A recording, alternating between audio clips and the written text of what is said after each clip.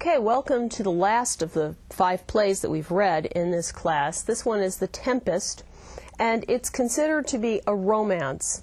There are only 4 romances, and they're Cymbeline, The Winter's Tale, Pericles, and Tempest. Tempest is probably the best known. And one of the things that's a little confusing about that is that the romances isn't a title that they gave to it in its time. That's something that later critics invented. It is very much like another genre that was popular at the time called tragicomedy. There are certain things that romances have in common. They sure are fond of shipwrecks.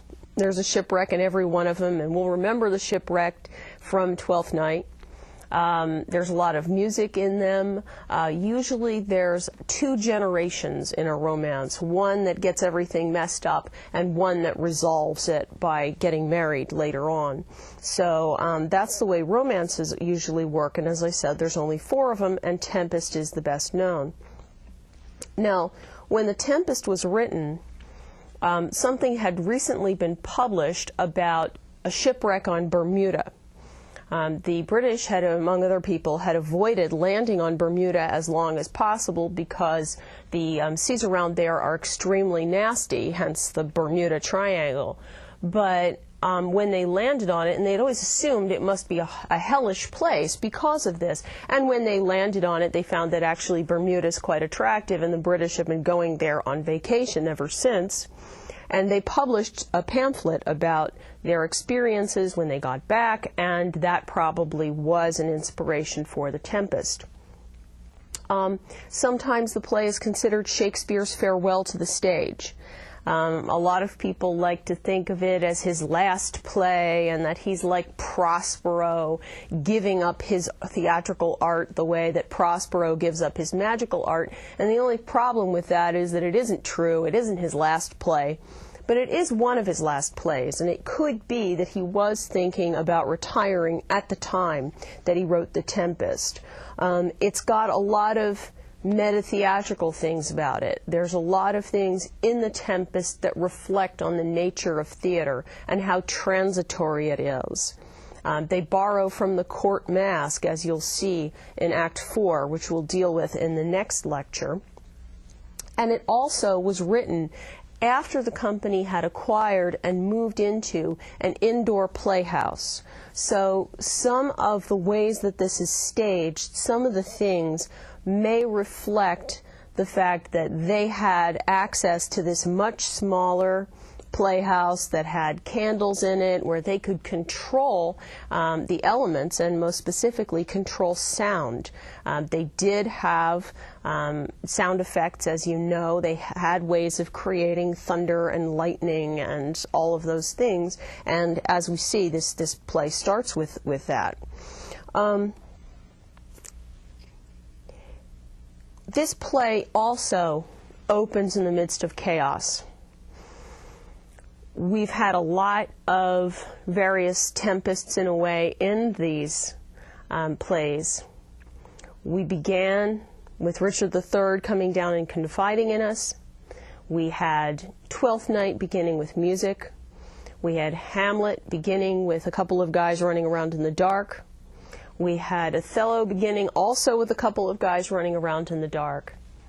And this play begins in complete chaos.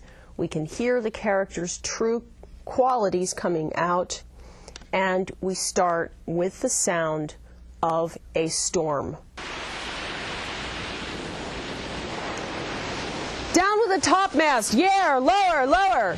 Bring her to try with the main course. A plague of this howling! They are louder than the weather, our office. Yet again, what do you hear? Shall we give o'er and drown? Have you a mind to that? A pox of your throat, you bawling, blasphemous, incharitable dog. Work you then. Hang, cur. Hang, you whoreson. Insolent noisemaker. We are less afraid to be drowned than thou art. I'll warrant him for drowning, though the ship were no stronger than a nutshell and as leaky as an unstanched wench. Lay her a hold, set her 2 courses off to sea again. Lay her off. All lost, all prayers to prayers, all lost. The king and prince at prayer, let's assist them. I am out of patience. Mercy on us, we split, we split. Farewell, my wife and children. Farewell, brother, we split, we split, we split. Now, obviously, that is chaos. Now, we had this marvelous electronic storm, which Shakespeare would not have had, but what he did have was a thunder sheet. He had various different ways of creating that storm sound. And you also have the marvelous stage direction, enter mariners wet. So obviously they come in covered in water. They have to create this impression of that. Think about this in terms of what this would be like if it were a movie.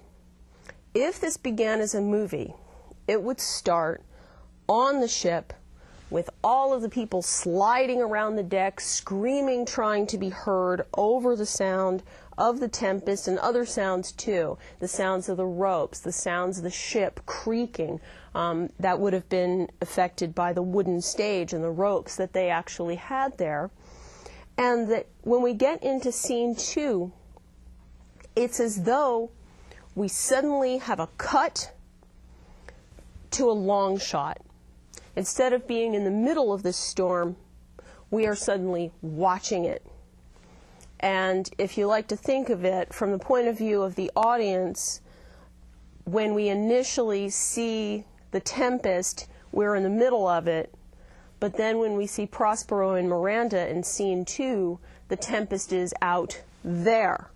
Oddly enough, of course, if you're in the audience, where you're sitting. And Miranda becomes like an audience member. She says that she's never really seen anything like this, and Prospero is more like a theater worker. He's the kind of person who has created this tempest, and he has quite literally because he's a magician. And Miranda is a very sympathetic audience, as we'll see. If by your art, my dearest father, you have put the wild waters in this roar, allay them. The sky, it seems, would pour down stinking pitch, but that the sea, mounting to the welkin's cheek, dashes the fire out. Oh, I have suffered with those that I saw suffer. And that's, of course, what you ideally want from an audience. Oh, I have suffered with those that I saw suffer. She also says that the boat was so beautiful that there must be some beautiful creature in it. And of course, as we later find out, Ferdinand is in it, and Ferdinand is the guy she eventually falls in love with her. And Prospero tries to tell her, tell your piteous heart, there's no harm done. Now, of course, as Hamlet says, there's no harm done in a play. They do but murder and jest, poison and jest, no harm in the world. This is supposedly a real tempest, but it's just as artificial in its way. Tell your piteous heart there's no harm done. Oh, woe the day! No harm. I have done nothing but in care of thee, my dear one, thee, my daughter, who art ignorant of what thou art, not knowing of whence I am, or that I am more better than Prospero, master of a full poor cell, and thy no greater father. More to know did never meddle with my thoughts. 'Tis time I should inform thee further. Lend thy hand and pluck my magic garment from me. So, lie there, my art. It's almost as though when he takes off his robe, that is his magic, that it's somehow directly connected with it. As we see, he almost never does magic in front of Miranda. The one time that he does is in the wedding mask in Act 4. Wipe thou thine eyes, have comfort. The direful spectacle of the rack, which touched the very virtue of compassion in thee, I have with such provision in mine art so safely ordered that there is no soul, no, not so much perdition as in hair bent to any creature in the vessel which thou heardst cry, which thou sawest sink. Sit down, for thou must now no further. So he says, don't worry, there's no harm done. And Miranda has the quality that you most want to have in an audience member, compassion. Move from that to Prospero telling her the very substantial backstory to this play. Now, you'll notice that he keeps stopping as he says this to say, dost thou hear? Dost thou attend me? You know, are you listening? Are you listening? And my suspicion is that if Miranda is just like the audience, she's beginning to sort of zone off. It's a very long story. But he also has to give it because we have to know how they got on this island, who those people on the ship were, because we don't know who they are. We just saw them running around. And we have to know everything that sets things up for the whole play.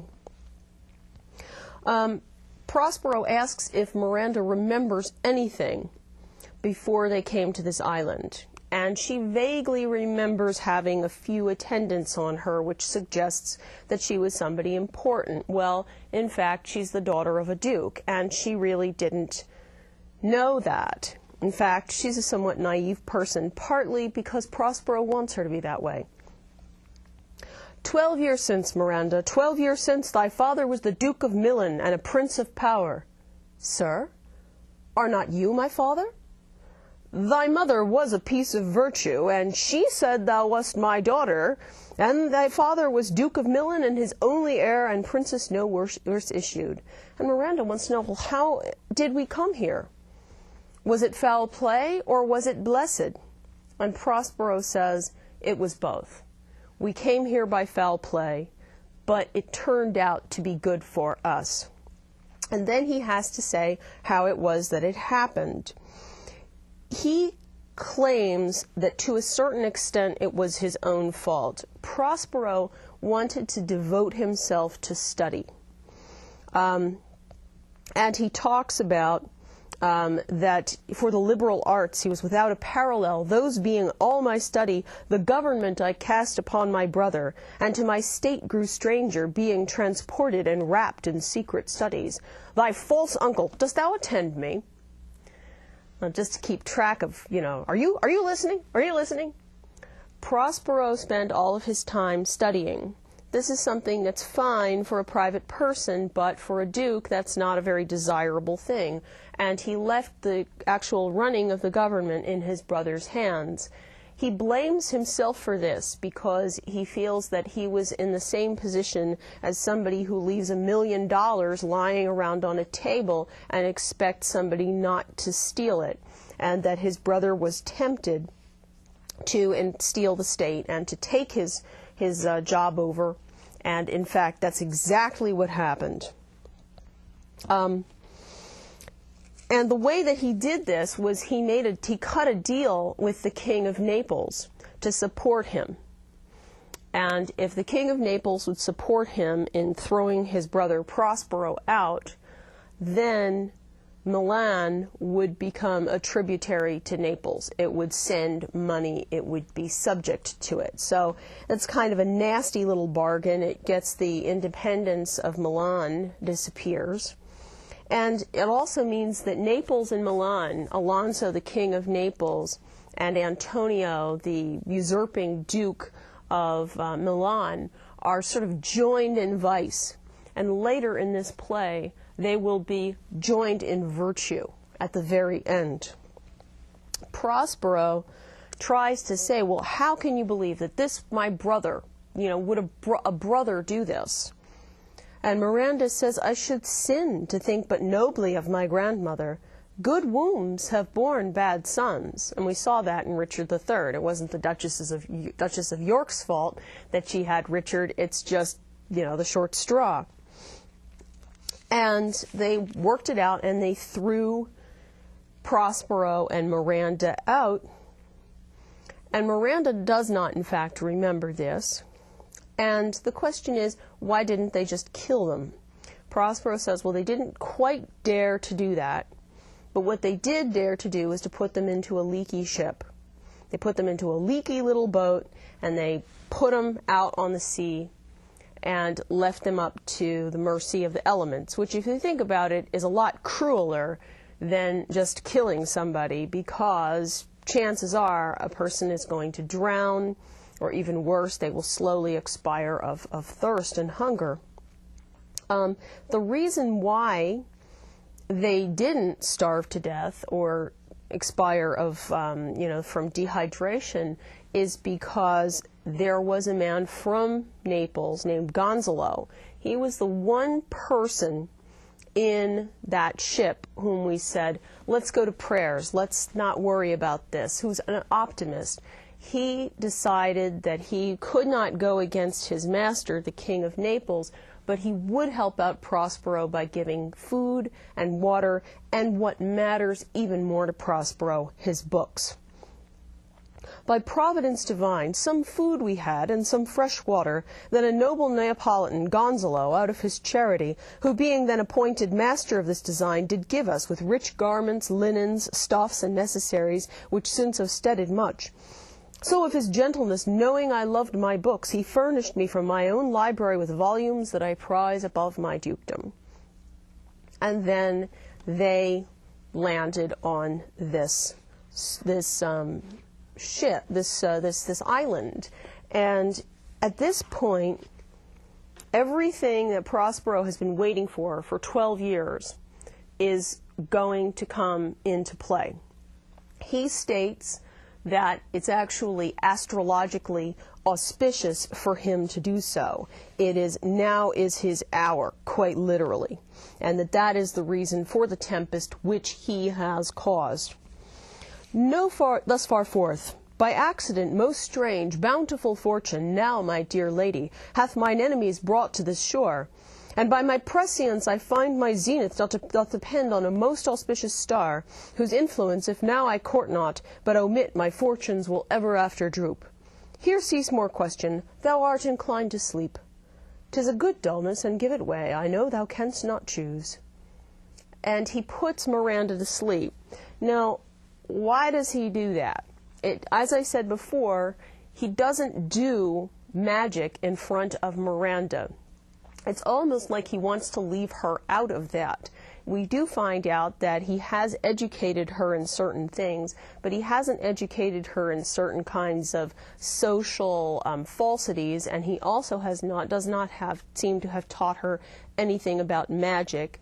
Magic is like some great kind of power. It's almost, if you can imagine, like nuclear energy, and it's not something you want to teach your child or have them mess with. He puts her to sleep. She has to remain innocent. It's almost like they're in the position of God and Eve. And then Ariel comes in. Now, Ariel and Caliban are both... Caliban is a question about whether he's human or not. One of the things about this play is there's a whole colonialist reading of it, which I'll get to in a moment. There's a question about whether Caliban's human. Ariel is not human at all. He is a spirit. And they form this kind of dichotomy. Ariel, who represents air, who represents good magic, and Caliban, who is the son of a witch, who represents earth, who actually is, bad magic, that they are the two ends of the scale.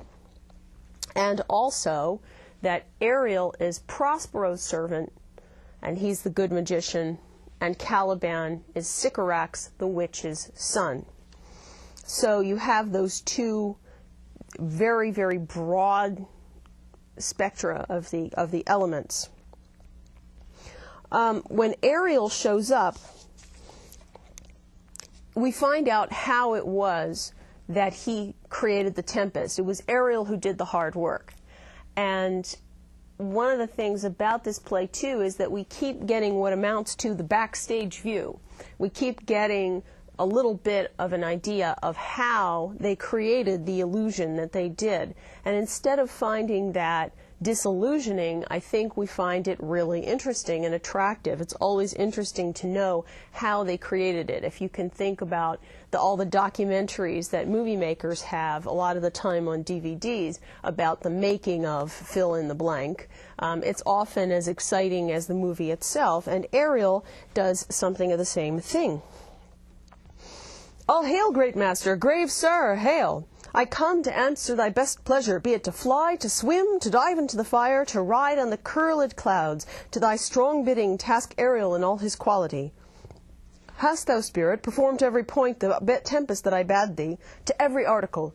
I boarded the king's ship, now on the beak, now in the waist, the deck, the cabin. I flamed amazement. Sometimes I divide and burn in many places. On the topmast, the yards, and bowsprit would I flame distinctly, then meet and join. Jove's lightning, the precursor of the dreadful thunderclaps, more momentary and sight outrunning were not. The fire and cracks of sulphurous roaring the most mighty Neptune seemed to besiege, and make his bold waves tremble, yea, his dread trident shake. And so he was actually, because he is a spirit, able to split himself into parts and become like a fire to make it seem as though the ship was on fire. They all landed in the sea, and because this is part of Prospero's plan, Ferdinand, the King of Naples' son, has been drawn off separately.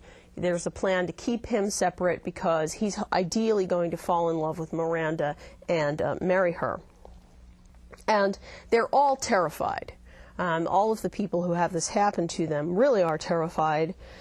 And Ariel has managed to do exactly what Prospero said he'd done to Miranda, wash them up on the shore.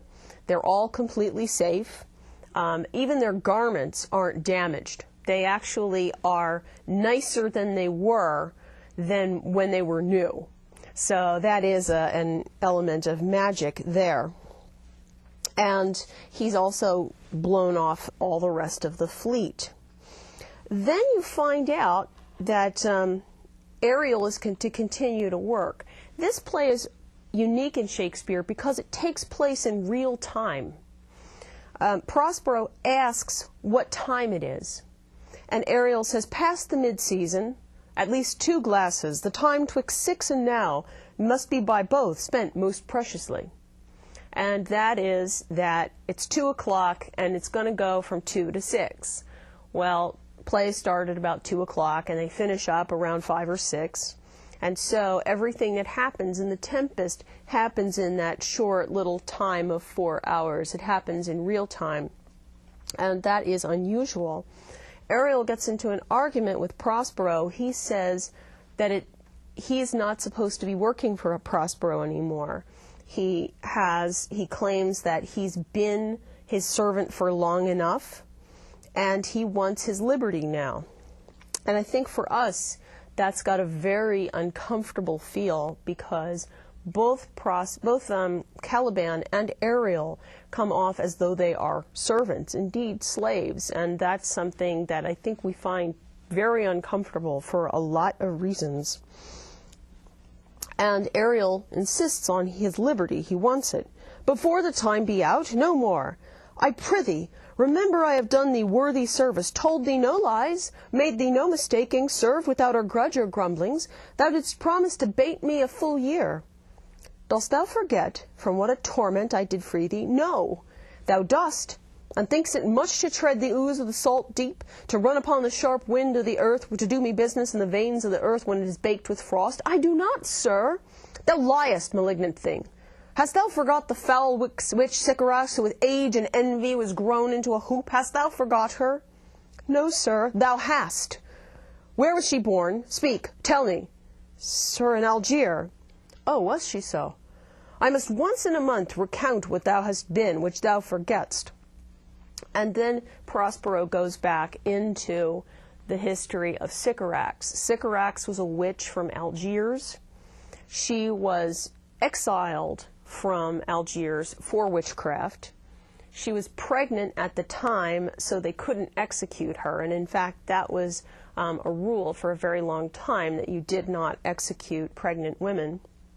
And so instead, she was marooned on this island and gave birth to Caliban. Now, of course, the implication is that who would be the father of a witch's son? It would be the devil. And so there's a possibility that Caliban isn't really totally human at all, that his father is the devil, and that is very uncomfortable. And he says that he's a freckled whelp, not honored with a human shape. Ariel did not want to follow Sycorax's commands because they were too horrible. And so instead what happened was that Sycorax split a tree, a pine tree, and imprisoned Ariel in it, and Prospero was able to let him out. And that is something that Ariel supposedly keeps forgetting, and Prospero is telling him, be grateful, be grateful. And Ariel finally says, okay, I'm grateful, that's fine. And then Prospero says, do so, and after 2 days I will discharge thee. That's my noble master. What shall I do? Say what? What shall I do? And so this seems to be resolved between the two of them. And then Prospero tells him, go off and be a sea nymph. Go make thyself like a nymph of the sea, be subject to no sight but mine and mine, invisible to every eyeball else. Go take this shape and hither come in it. Go hence with diligence. Awake, dear heart, awake. Thou hast slept well. Awake. And Miranda wakes up going, wow, gee, I guess I fell asleep. That was funny.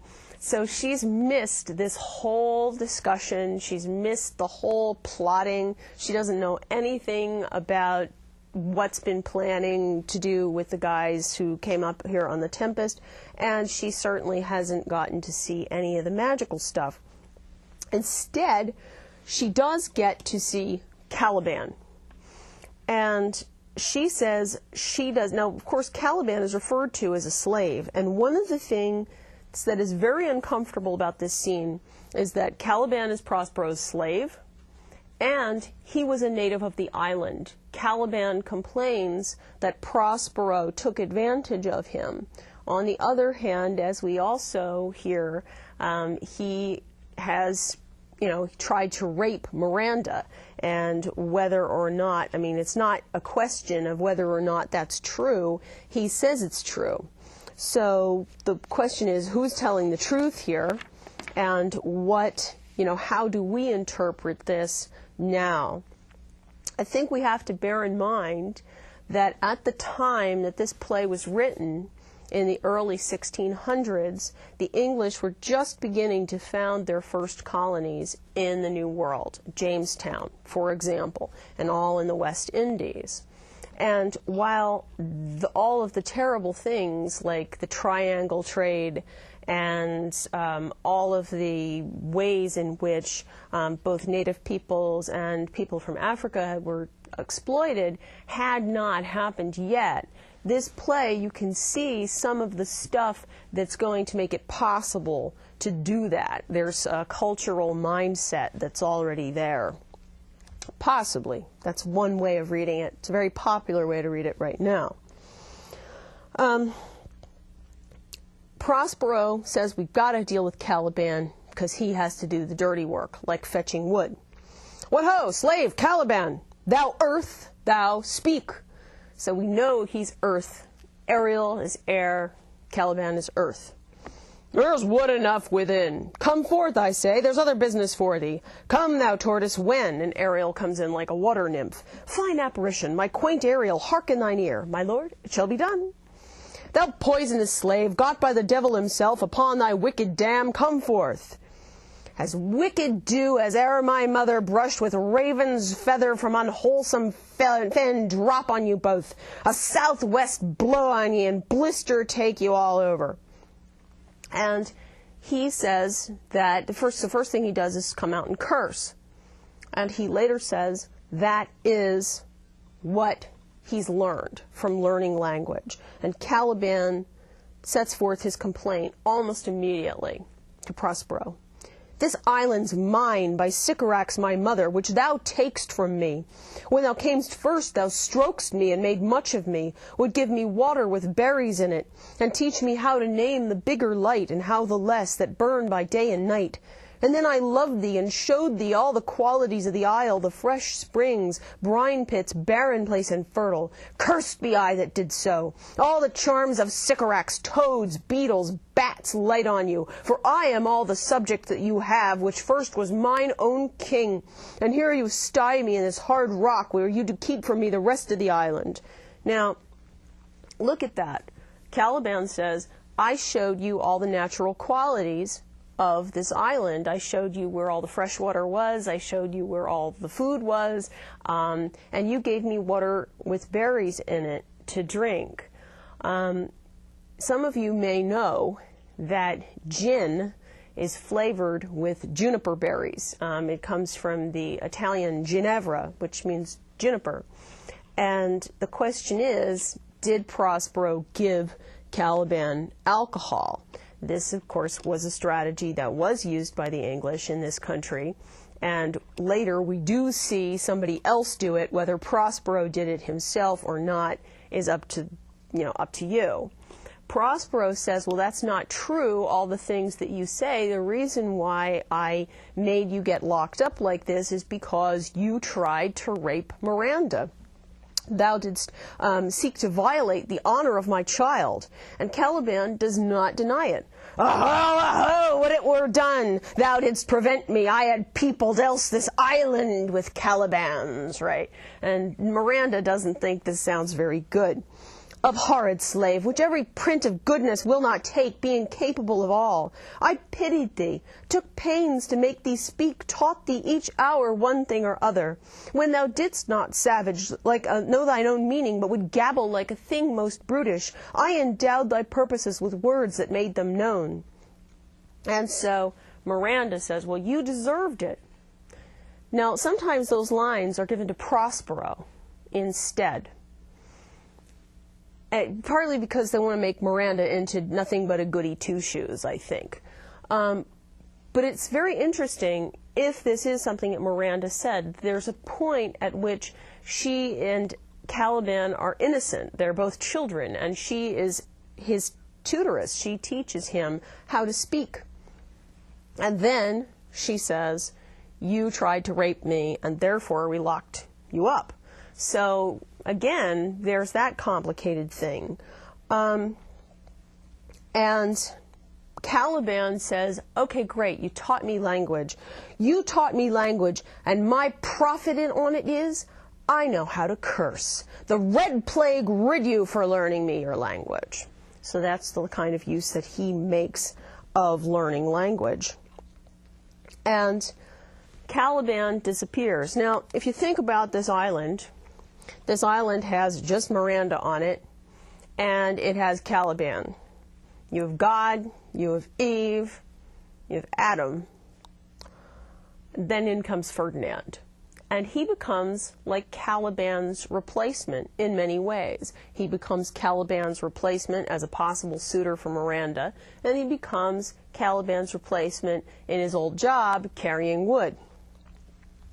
And Ariel is pulling him in. He's singing these songs which are meant to resign Ferdinand to the idea that his father is dead. Ferdinand hears this music in the air and immediately gets the idea that this is an enchanted place. Later, in fact, Caliban says the island is full of voices, that it's a place that's filled with music. You can hear spirits in the air. And Ariel sings, full fathom 5 thy father lies, of his bones are coral made. Those are pearls that were his eyes, nothing of him that doth fade, but doth suffer a sea change into something rich and strange. Sea nymphs hourly ring his knell, ding dong. Hark, now I hear them, ding dong bell. So, while this is a sort of an enchantment, you also have to bear in mind that this is not true. Ferdinand's father is not dead, and Ariel knows it. So it is a kind of a very attractive, culturally sound, artistic lie.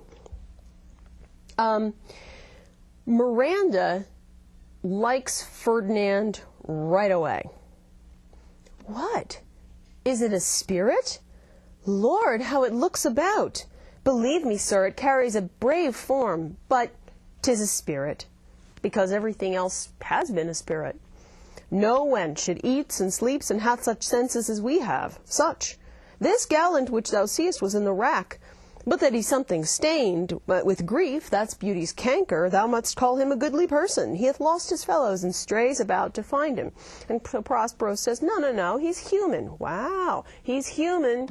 And, as humans go, he's a fairly attractive person. He says this now. He will say something else a little later in the scene. And Miranda is very taken with him right away. Remember, she hasn't had a chance to learn the social niceties, and she doesn't know that you don't look at a boy and go, wow, he's wonderful. You don't do that. I might call him a thing divine, For nothing natural I ever saw so noble. It goes on, I see, as my soul prompts it. Spirit, fine spirit, I'll free thee within 2 days for this. He has been hoping that the king of Naples' son would meet and fall in love with his daughter. Now you'll notice the one bit of magic he does not try to do is he does not try to make them fall in love. All he can do is bring them into a context where they could. And I think it's because that is a level of manipulation to which Prospero would not stoop. You might be surprised to know that love magic is considered to be black magic because it's manipulative, because it's forcing somebody to do something they wouldn't necessarily want to do. This is love at first sight, and it is as though they are the Adam and Eve of this island. And what Ferdinand first wants to know is, are you a maid? You could think of that as, are you a virgin? But also, as he says later, also, are you married? And he is very taken by her, and Prospero starts to yell at Ferdinand. And Miranda is very puzzled by this. Why speaks my father so ungently? This is the third man that e'er I saw, the first that e'er I sighed for. Pity move my father to be inclined my way. Oh, if a virgin and your affection not gone forth, I'll make you queen of Naples. Soft, sir, one word more. They are both in either's powers, but this swift business I must uneasy make, lest too light winning make the prize light. So he's got to set up roadblocks for Ferdinand. It's just too easy. At this point, if Ferdinand says, I'd like to marry you, Miranda would say, oh, yes, and it would be all over. And at that point, Ferdinand would start to think, well, that was easy, why should I care about her? So Prospero intentionally goes about making things hard. And he tries to accuse Ferdinand of actually trying to steal the island from him. And Miranda tries to defend him. There's nothing ill can dwell in such a temple. If the ill spirit have so fair a house, good things will strive to dwell in it. Follow me. Speak not for you him. He's a traitor. Come, I'll manacle thy neck and feet together. Sea water shalt thou drink. Thy food shall be the fresh brook mussels, withered roots and husks wherein the acorn cradled. Follow. No, I will resist such entertainment till mine enemy has more power. And he pulls out his sword and he can't move, because Prospero has more power than brute force on this island. So Prospero tries to tell Miranda, no, the only reason you think he's pretty is because you're just comparing him to Caliban. Foolish wench, to the most of the men this is a Caliban, and they to him are angels. If you saw him in the midst of a lot of other guys, you'd think he was ugly. My affections are then most humble. I have no ambition to see a goodlier man. No, I think he's gorgeous, all right. And Ferdinand is struck dumb, and then he has to enter a kind of servitude. He takes Caliban's place. And there's an overtone to this of Ferdinand working for the privilege of Miranda. It's a little bit like the story of Jacob, who took on 7 years of voluntary servitude so that he could earn the love and the hand in marriage of Rachel. He served 7 years. Ferdinand only serves a couple of hours, but it's a nice idea. The same thought is there. And so Prospero's thrilled that this is happening, but he's still trying to keep them apart because he knows that just makes couples want to get together more. Excuse me. Now, in Act 2, I mentioned that at the beginning of this play, you get to see adversity brings out what is already inside. If you're a nice person, you can tell that, and if you're not a nice person, you can tell that. You can see how everybody's taking the shipwreck, and you can see their ideas of government. Gonzalo, who's the older guy, remember he's the guy who gave Prospero all his stuff, is really struck by the wonder of the island. He keeps talking about how miraculous it was that they were preserved, and wow, look, our garments look better than when we put them on new. The king of Naples is depressed. He laments the loss of his son, and he regrets the fact that he's just married his other child, his daughter, to the king of Morocco. No, the king of Tunis, I'm sorry, to Tunis. And so they've just come from North Africa. That means that, in essence, his daughter is so far away that he will never see her again. And that's something that he's very depressed about.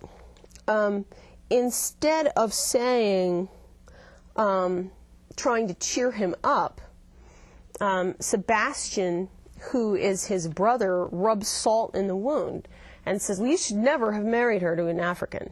So this is all your stupid fault. It's all your fault.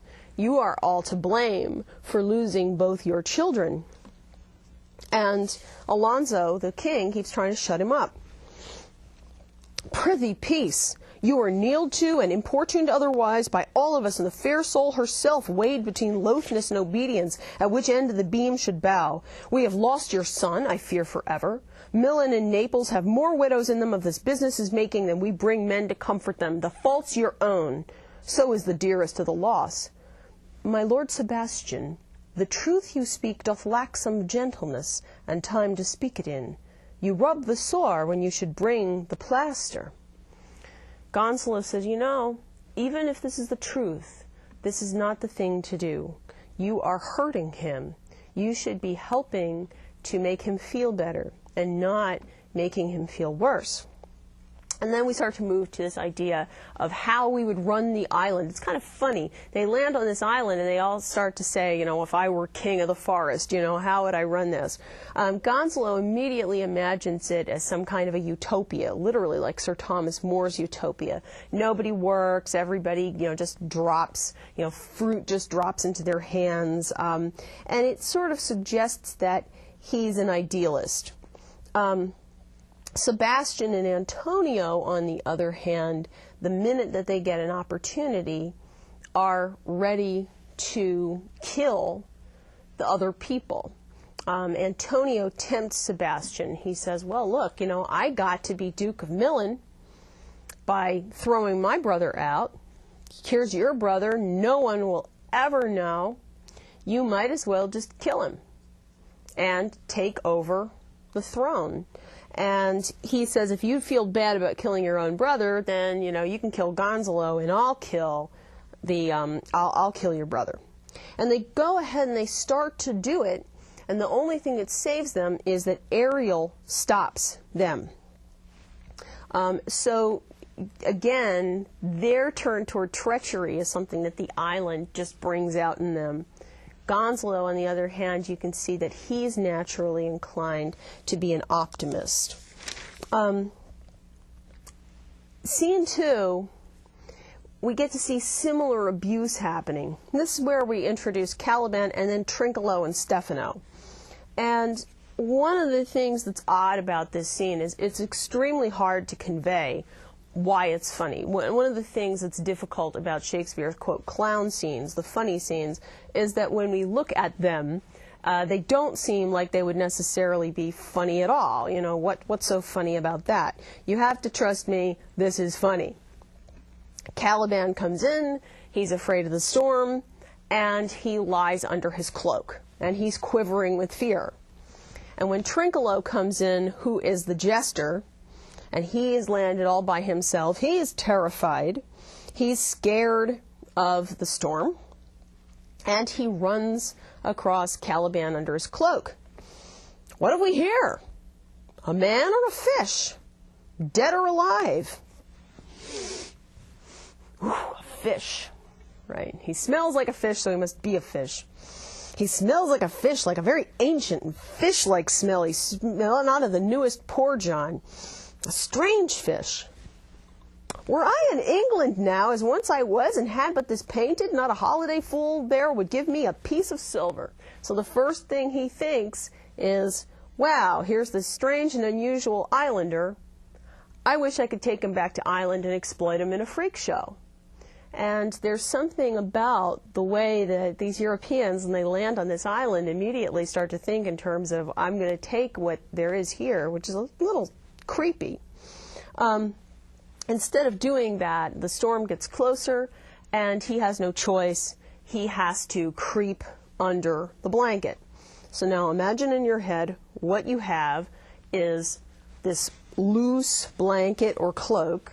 You have two legs sticking out over here, which are Caliban's legs. You've got two legs sticking out over here, which are Trinculo's legs. And then in comes Stefano. He's a butler. And one of the reasons you think, why is he a drunken butler? Well, butler comes from the word bottler.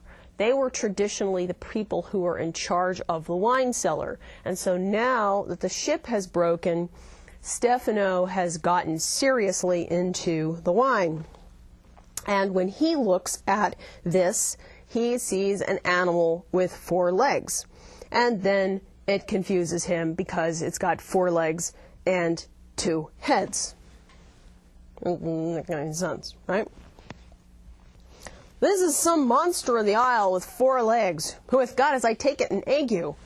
Where the devil should he learn our language? If I can recover him and keep him tame and get him to Naples with him, he's a present for any emperor's trodden neat's leather. So he also thinks, hey, if I can get him back to Naples, I'll sell him. He's in his fit now and does not talk after the waitest. Why is this? He will take a taste of my bottle. If he hath never drunk wine afore, it will go near to remove his fit. If I can recover him and keep him tame, I will not take too much for him. He shall pay for him that hath him, and that soundly. Come on your ways. Open your mouth. Here's that which will give language to you, cat. Open your mouth. This will shake your shaking, I can tell you, and that soundly. You cannot tell who's your friend. Open your chaps again. So the first thing that Stefano does is he gives Caliban something to drink. And Caliban's response is to immediately think, this guy is a god. This guy is a god because he's giving me alcohol. And of course, if you know the history of the New World or Contact, you know that giving alcohol was one of the sort of alarming things that went on. And Caliban kneels down to him. That's a brave god and bears celestial liquor. I will kneel to him. And Trinculo and Stefano have this little reunion. And Caliban says that he's free, but his idea of freedom is to have a new master. In fact, Caliban offers to show Stefano everything in the island. I'll show thee the best springs, I'll pluck thee berries, I'll fish for thee, and get thee wood enough, a plague upon the tyrant that I serve. I'll bear him no more sticks, but follow thee, thou wondrous man. I prithee, let me bring thee where crabs grow, and I with my long nails will dig thee pig nuts, show thee a jay's nest, and instruct thee how to snare the nimble marmoset. I'll bring thee to clustering filberts, and sometimes I'll get thee young scammels from the rock. Wilt thou go with me? Now, one of the funny things about this is out of these 3 people, Caliban speaks the language best. In fact, editors have pointed out that when he talks about fetching scammels from the rock, nobody really is sure what that means. Nobody's ever used that word except for Shakespeare. They never used it before, and they're never going to use it again. Your editor down here says that they are seamells, they're shellfish. Nobody has any idea. Scammels. And Caliban is thrilled to have a new master. No more dams I'll make for fish, nor fetchin' firing at requiring, nor scrape trenchering, nor wash dish. Ban, Caliban has a new master, get a new man. Freedom, high day, freedom, freedom, high day. So this is his freedom.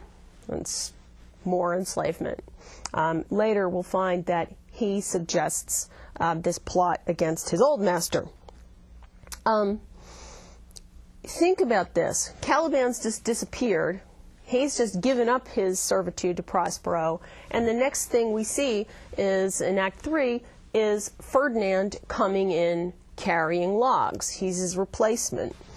And he says, even though this is a base thing to do, this is not the kind of thing that you think a prince is supposed to do, but it's okay because he's doing it for Miranda.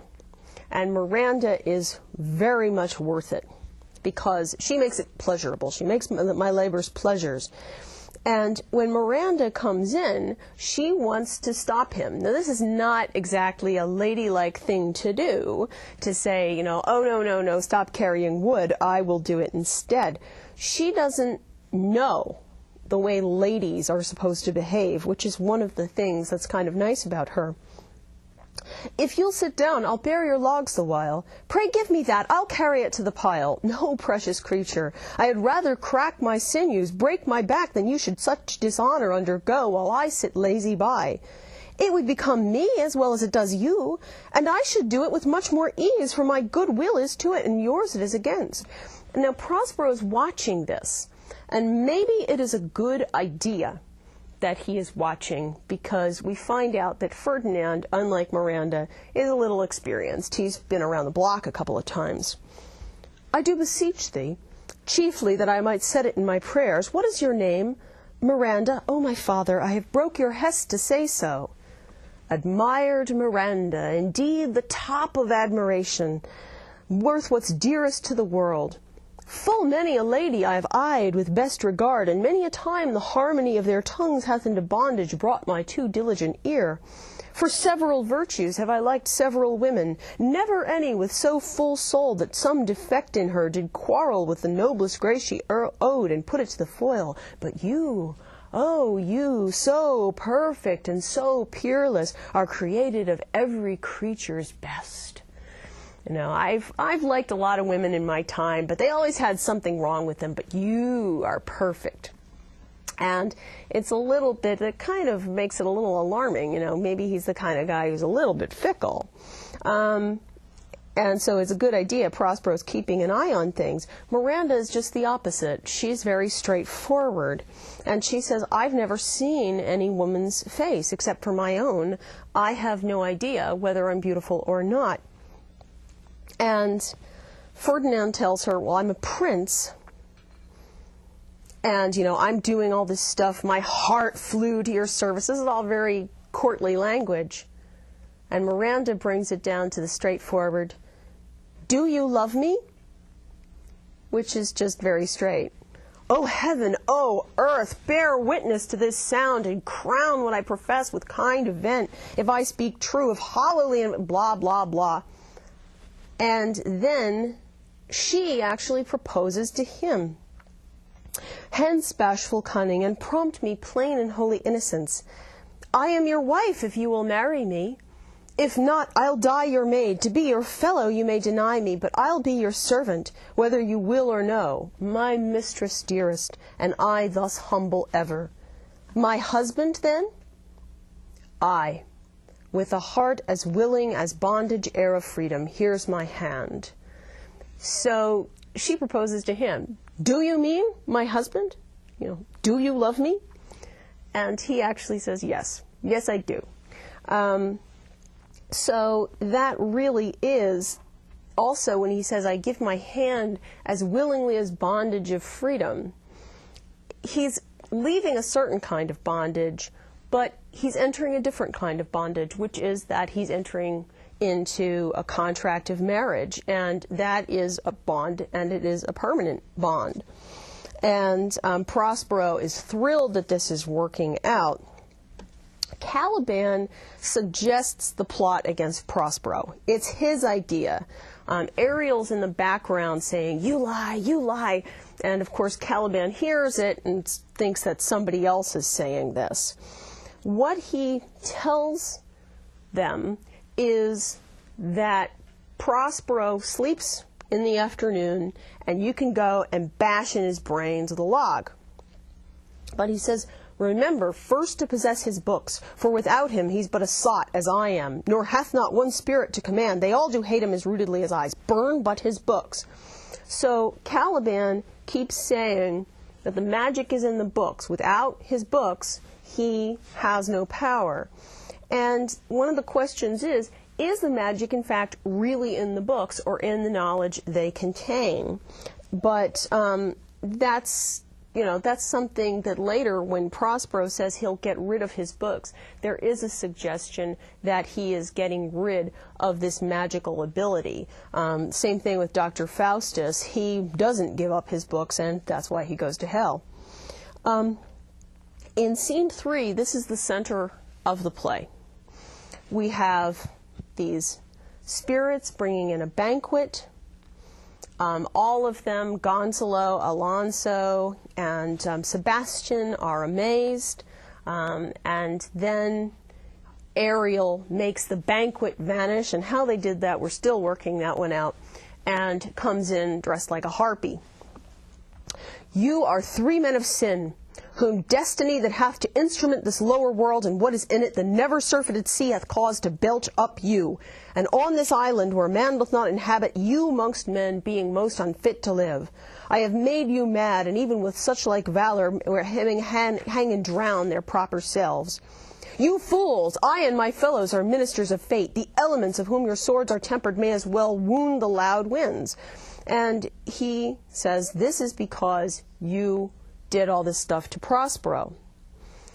Alonso and Sebastian and Antonio are rendered out of their senses. And at this point, Prospero has his enemies totally within his control. He can seek revenge. What do you do when the people who have ruined your life are completely in your power? And that is what we have to find out as we go on.